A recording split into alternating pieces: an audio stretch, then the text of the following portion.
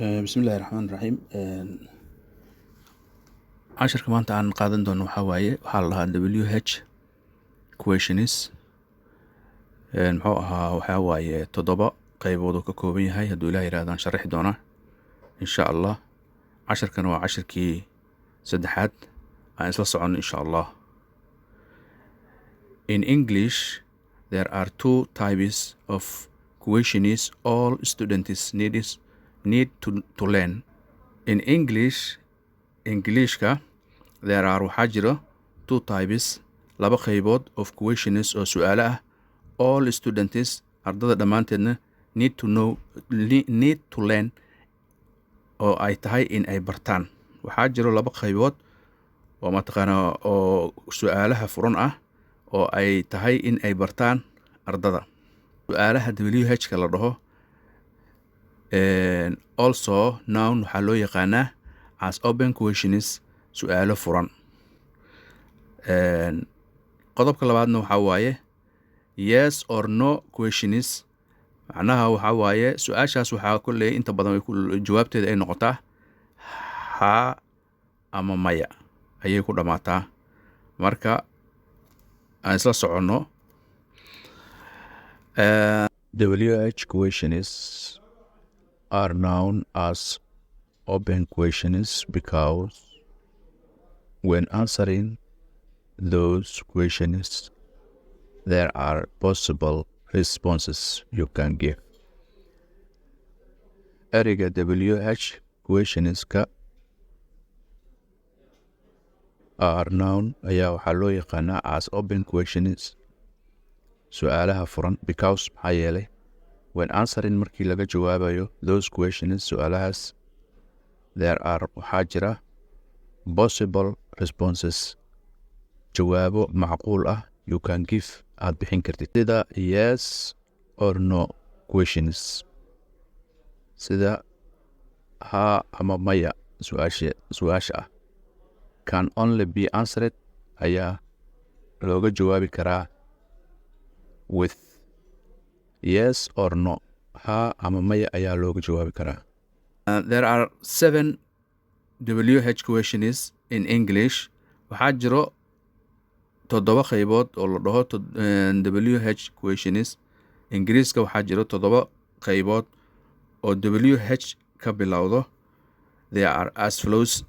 waa sida hadda soo socoto kale. Number 1 who keebaa 2 what maxaa. Number 3 when goorma. Number 4 where xagee. Number 5 why sabab.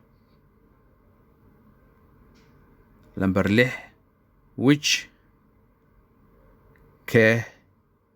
Number 7 how sidee. WH questionska marka 7dan xabo ayay ka kooban yihiin. marka koobaad who ayaan soo qaadanaynaa oo ugu horeysay. who dadka ayaa loo isticmaalaa. who is used to ask about people. waxaa loo isticmaalaa dadka in wax lagu weydiiyo. Example tusaale. Number 1 who is she. ayadu waa tuma. who is she. ayadu waa tuma. waa su'aal. Number 2 who are you. who are you. adiga kuma tahay. yaa tahay. Number 3 who is on the telephone. telefonka yaa ku hadlaayo ama kor u hayo. Number 4 who cooked the food. cuntada yaa kariyey. who cooked the food. cuntada yaa kariyey. cook waa karin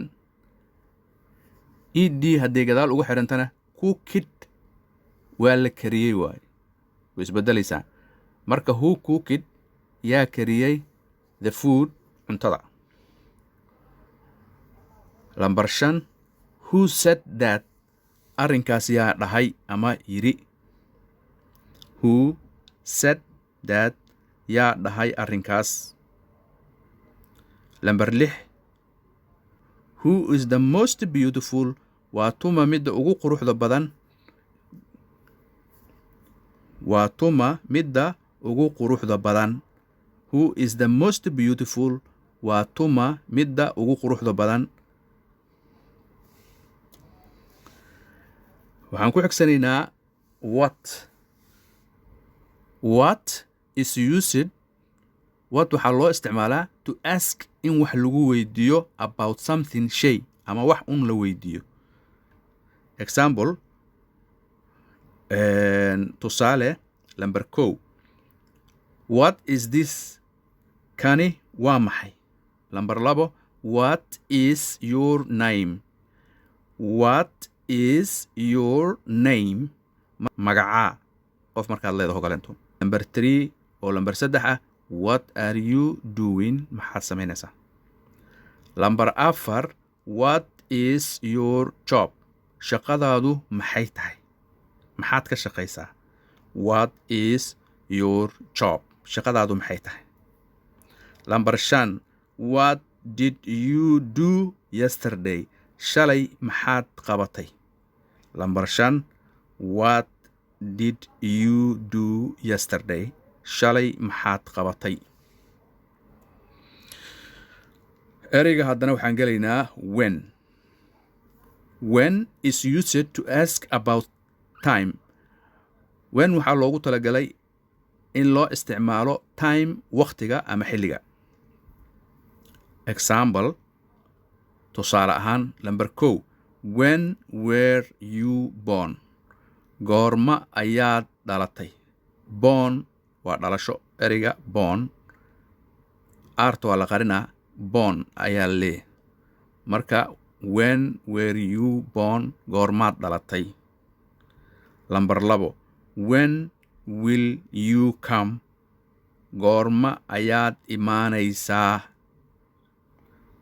when will you come goormaad imaanaysaa waa future mustaqbalka lambar 3 when does the bus arrive goorma ayuu yimaadaa baska arrive imaansho waaye bus waa bas kala raaco when lambar 4 when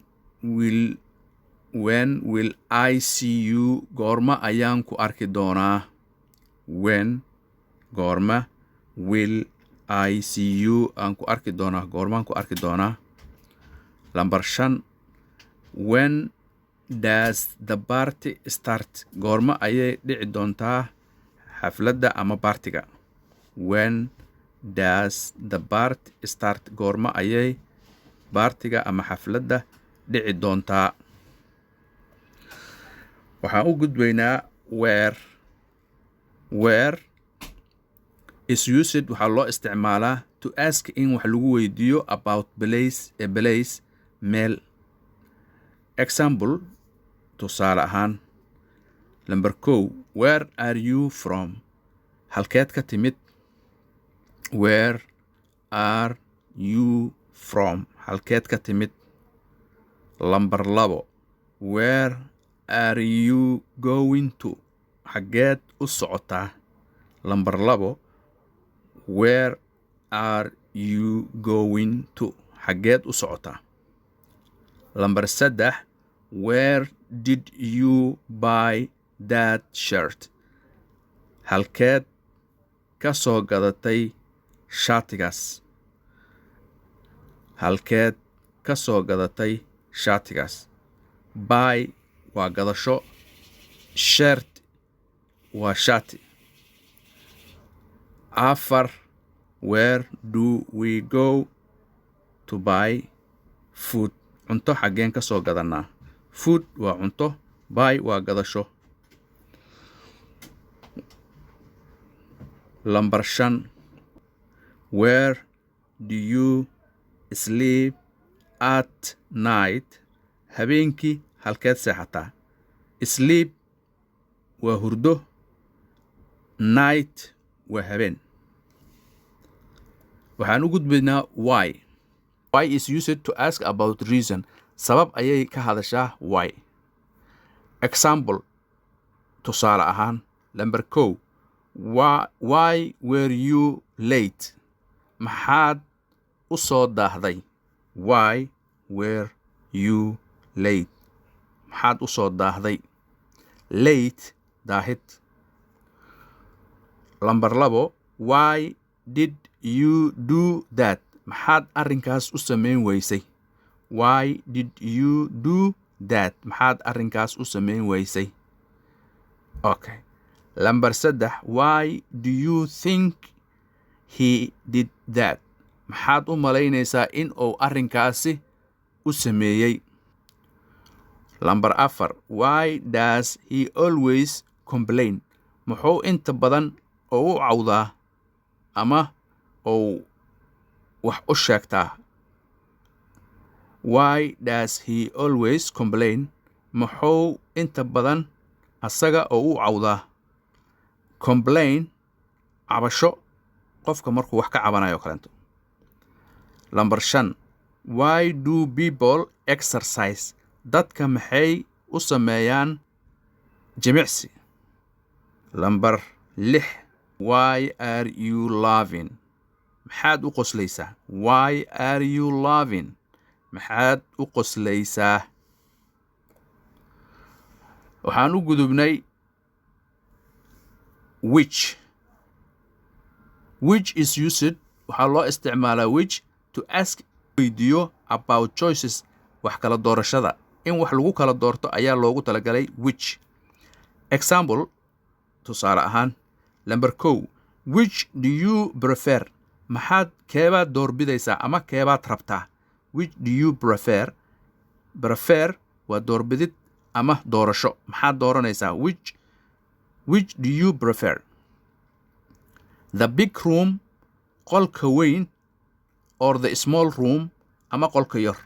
ma qolka weyn baa rabtaa mase qolka yar? Number 2. Which way is to the market? Which way is to the market? wadadee loo aadaa suuqa? Which way is to the market? wadadee suuqa loo aadaa? Market waa suuq. Okay. Number 3. Which shirt do you like? Which shirt do you like? shaatigee jeceshahay? 4. Which color did you choose? kalarkeed dooratay? Color on hoos ku calaamadeeyey. Color midda hore waa American accent. Color oo sidaas u qoran oo haddana agtaalana waxaa waaye British accent. waxaan maraynaa midda u dambaysay how. How is used to ask is used to ask about. how waxay ka hadlaysaa in lagu su'aalo ama wax lagu weydiiyo condition, xaalad, quantity, tiro, quality, tayo, process ama howl socoto, distance, baaxad ama meel, length, dhirir, and age iyo da' ayaa wax lagu weydiiyaa. Example aan idinka siiyo tusaale ahaan. Number 1. How are you? sidee tahay? waa condition, xaalad waa qofka la weydiinayo. Number 2. How old are you? imise sano ayaad jirtaa adiga? How old are you? adiga imise sane ayaa jirtaa? Number 3. How tall are you? Dhererkaadu waa imisa adigu. How tall are you? Dhererkaadu imisa weeye adigu. Number 4. How far is the restaurant? Maqaayaddu intay noo jirtaa? How far is the restaurant? Maqaayaddu intay noo jirtaa? Baaxad intee la eg ama dherer intee la eg noo jirtaa? Masaafe intee la eg ayay noo jirtaa? Restaurant waa maqaayad. Number 5. How can I improve my English? Englishkayga sidee sare ugu qaadi karaa? Improve sare u qaadid. Qofka in uu cilmi ahaan kor isku dhiso ayaa waxaa la dhahaa improve. Improve. How can I improve my English? Englishkayga ku hadalka Englishkayga sideen kor ugu qaadaa? Number 6. How is your new teacher? Siduu yahay macallinkiina cusub? Number 6. How is your new teacher? Macallinkiina cusub waa sidee? Cashirkeenna maanta intaas ayuu ahaa. Sidaas iyo nabadgelyo iyo cashirada dambe. Asalaamu calaykum waraxmatullaahi wabarakaatu. Waa mahadsantihiin.